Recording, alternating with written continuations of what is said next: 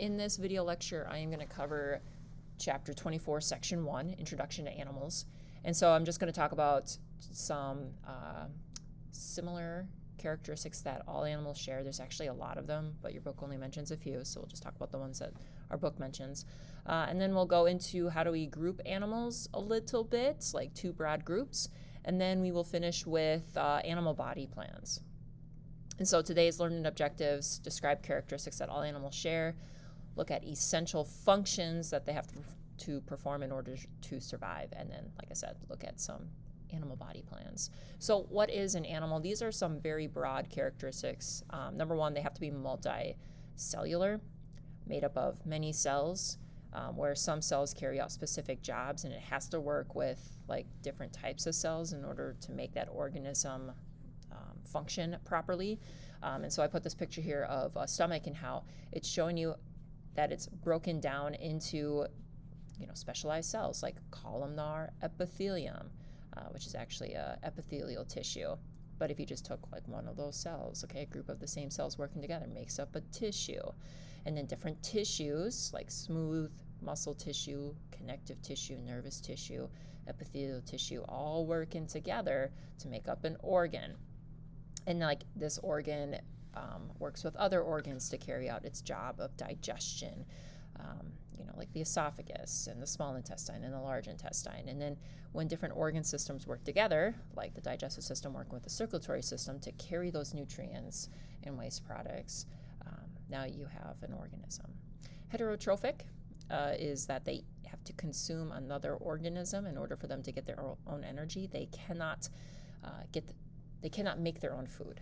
Okay, so they are not a producer. So examples of heterotrophs, like could be an herbivore where it eats plants, carnivore, meat, omnivore where it eats both.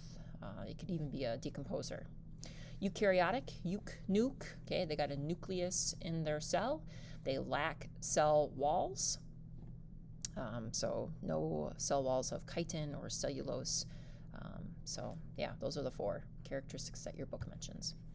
Now we can classify them into two broad categories. And so the first category is invertebrate, which means they lack a vertebral column. 95% of all animal species probably considered invertebrates. And so some examples to get you thinking about animals that do not have a vertebral column: worms, okay, arthropods, insects, spiders, millipedes, centipedes, okay, cnidarians, jellyfish, echinoderms, starfish, sea anemones, mollusks, snails, slugs, octopus, squid, okay, and sponges. So, animals without backbones. So if we have invertebrates, the other broad category is vertebrates. And I wish I would have put vertebrates up here. But vertebrates, okay, underneath the umbrella of vertebrates, we actually have another group of organisms called chordates. Phylum Chordata. Okay, and in order to be considered a chordata or belong into the phylum of chordata, is that they have to have these three distinguishing characteristics at one point in their life, and sometimes it disappears. Okay, so like a dorsal hollow nerve cord, which is in yellow here, a tail, pharyngeal pouches or slits. Okay, and then the fourth one, to be considered a vertebrae, is a vertebral column, okay, a backbone of some sort. Could be made of cartilage, could be made of bone. Now, there are some non-vertebrate chordates that do not have backbones, like the tunicates and lancelets. This is the tunicate, and this is a lancelet. Now, they still belong to the phylum Chordata because they have the nerve cord. They have a tail at some point in their life cycle stage and pharyngeal pouches. Now, we as humans, we do belong to the phylum Chordata. Okay, we have a hollow nerve cord. In our embryonic stage, we had a tail. It gets reduced. Okay, some people are actually born with a long tailbone and get it surgically removed. We have pharyngeal pouches in the embryonic stage, and those usually develop into your eustachian tube, the tube that kind of connects your ear to your throat. Okay, and then we have a vertebral column.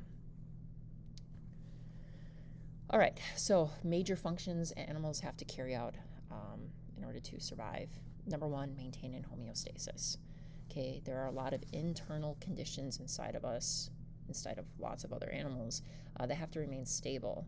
Okay, and so in order to keep things at a level where they should be, a lot of times we use some type of feedback inhibition or negative feedback to maintain that, like body temperature or blood sugar. So what I mean by a negative feedback is like, okay, you're working out, okay, you're on a run or you're lifting heavy weights, all right, and your body temperature is going to start to rise. Well, it's getting above that 37 degrees Celsius, internal temperature. Like that is the optimal temperature where cells can function and enzymes work properly and all that. Okay, so your body temperature rises, and there's I'm going to say a thermostat in your brain. Okay, they detects that, wow, your body temperature is being elevated here, so we need to like bring that back down. So all of a sudden now your blood vessels are going to start to dilate. They're going to start moving towards the surface to release some of that body heat. Sweat glands, they're gonna start secreting fluid and water. And as you go through cellular respiration, because you're like working out, you are releasing carbon dioxide and water as well. So this fluid gets secreted as sweat. It starts to evaporate. Evaporation is a cooling process. Heat is lost from the body, and so then it brings your body temperature back down. And so that is that negative feedback. Okay. Now, if you go the other way, where it's like really, really cold outside and your body temperature falls, now your blood vessels are going to constrict. They're going to stay very close to the core of your body, and you're not going to secrete sweat glands. Okay, you're actually going to start to shiver, which is a contraction of muscles to help try to generate some heat, which hopefully will warm the body. You might make a behavioral decision and put on another layer, and so then it helps bring your body temperature back. Okay, there's some other examples like blood sugar levels. Okay, so insulin is secreted by the pancreas. All right, and so I'm going to start off here like, okay, this is the normal set point. You want to keep glucose levels roughly around 90 milligrams per 100 milliliters in your blood. Okay, so you eat a nice sugary snack. Okay, so blood glucose levels will rise because you're going to digest that, and then it gets absorbed through your bloodstream, and so now you have glucose in your blood. Okay, so that's going to get detected, usually with the help of your brain as well as the pancreas. And so the pancreas is like, wow, we got a lot of we've got a lot of sugar in the blood, so we need to pull some of that out. So your pancreas will release insulin, and so then what insulin does is that it basically tells the liver as well as cells to bring in this glucose. Bring it in, get it out of the blood. Okay, bring it in, and it will either be used for cellular respiration, or it might be converted into a different form, like a fat, and then stored for later use. But insulin brings blood glucose levels down, okay, until it reaches homeostasis. Now, if you don't eat for long periods of time, okay, and your cells are constantly carrying out cellular respiration and you need the sugar, your blood glucose levels might fall below this point. Okay, so now instead of secreting insulin, because insulin tells cells to take in glucose, well, it's like, no, now we need sugar in the blood because some cells are carrying out all this work and they are just running out of fuel. So we need some fuel.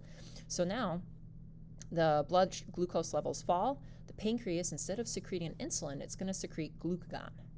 Okay, and so what glucagon does is that it tells the liver, okay, and wherever it's storing extra sugar prior, so maybe it's stored it as fat, the liver's going to start breaking down glucagon, okay, which is going to release glucose back into the bloodstream, and then your blood glucose levels will rise, okay, and then go back to homeostasis. So, maintaining homeostasis. First one. Second one, gathering and responding to information. You have to be able to respond to your environment. And so we tend to use some type of nervous system to do that. We use nerve cells like receptors. You have lots of different receptors in your skin, receptors that detect temperature, touch, pain. I don't know, I'm blanking on all the receptors here. Lots of different receptors. And so they respond to various stimuli like sound, light, chemicals, as well as other things. So, don't touch the prickly plant. Oh, you touched it. And so this reflex, you pull away. Okay, that is a response to, a stimuli in your environment. You touch a hot pan, okay, you have a response. Hopefully you let go of the pan. You're not just hanging on to it. What's this one showing? Stimulus, temperature is increased. Your skin perceives it like, hey, you're getting hot. Let's do something about it. Let's find a way to cool off, right? Third thing, obtaining and distributing oxygen and nutrients. You need oxygen for cellular respiration. Animals will use gills if they're aquatic, lungs. Usually we find those on land, mammals, big animals, and as well as air passages. And so the air passages, they're talking mostly about insects. Insects, they have like tiny little openings on the side of their body called spiracles, and that helps them bring in oxygen. They also need a way to obtain the food that they get and break it down, so the use of digestive system to break it down into usable forms. But keep in mind, organ systems work together, okay, to make the organism, live, survive, carry out life processes. So like respiratory and digestive system use the circulatory system to be able to move things around. The circulatory system is basically like this giant blood mobile on the side of you, transporting waste, oxygen, carbon dioxide, sugars, chemicals, hormones, everything your body needs from one cell to another. Okay, collecting and eliminating carbon dioxide and other wastes. So from cellular respiration, we do have some waste products like carbon dioxide, and there are some other wastes like urea, ammonia, uric acid, depending on the organism, and they have to be eliminated. So finding a way to get rid of waste, because if waste build up inside of cells, then it's going to become toxic, and the organism is going to get sick, and potentially systems will fail and could die. And then reproducing. Most animals do reproduce sexually. Some can do both, but it's a process that helps create and maintain genetic diversity. So this is a respiratory system showing the tiny little openings inside of this arthropod of some sort. How spiders use book lungs.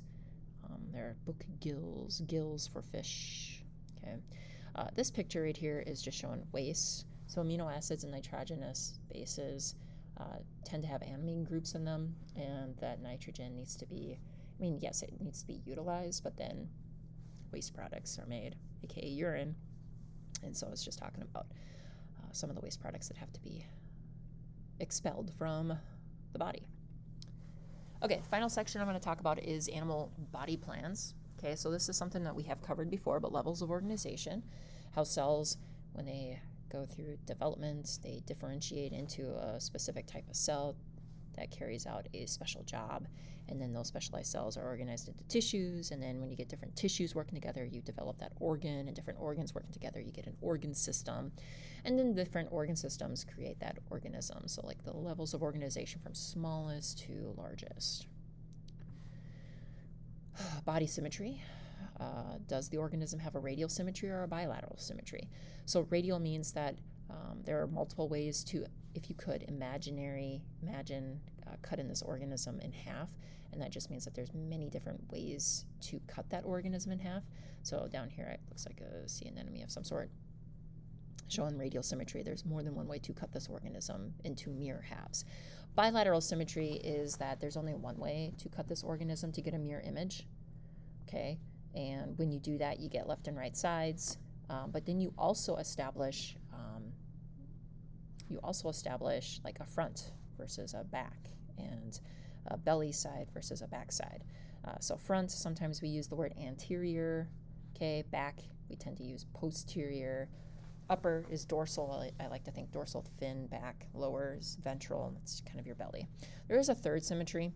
It's not mentioned much, but asymmetry just means they don't have symmetry, and sponges kind of fit the category for being asymmetrical, where there isn't really a way you can cut this organism in half. Patterns of embryological development. So with sexually reproducing animals, they all start off as a zygote. So an egg and sperm meet, that's a fertilized egg, and then it becomes a zygote. And then this cell will go through multiple rounds of mitosis and form a hollow ball, and then it will start to pinch inward, okay, to form the digestive tract. And so we call this a blastropore. I guess I kind of see that here. And if you take a higher biology class, we'll talk about deuterostomes and protostomes. Like, what does that pore become? Does it become the anus, or does it become the mouth?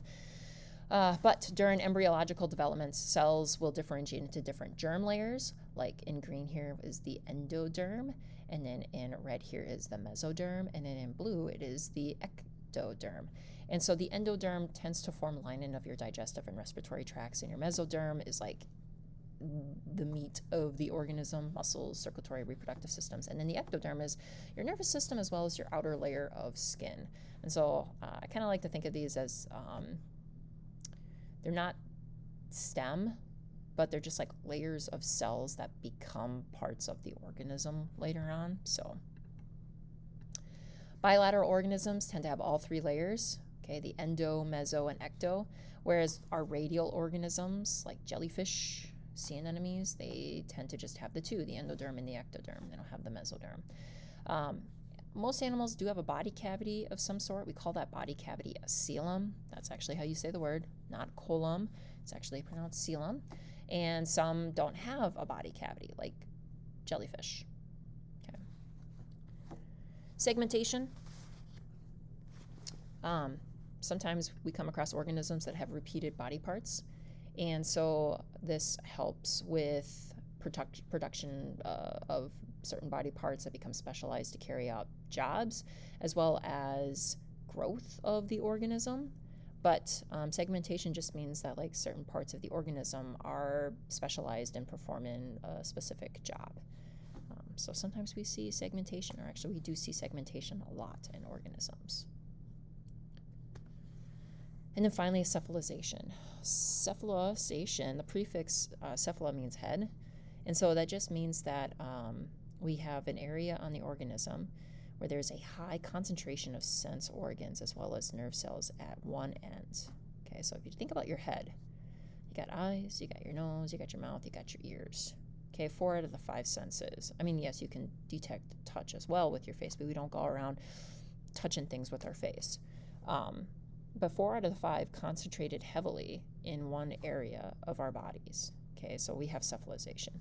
And so this allows us to move head first using all of our senses, okay, to detect stimuli.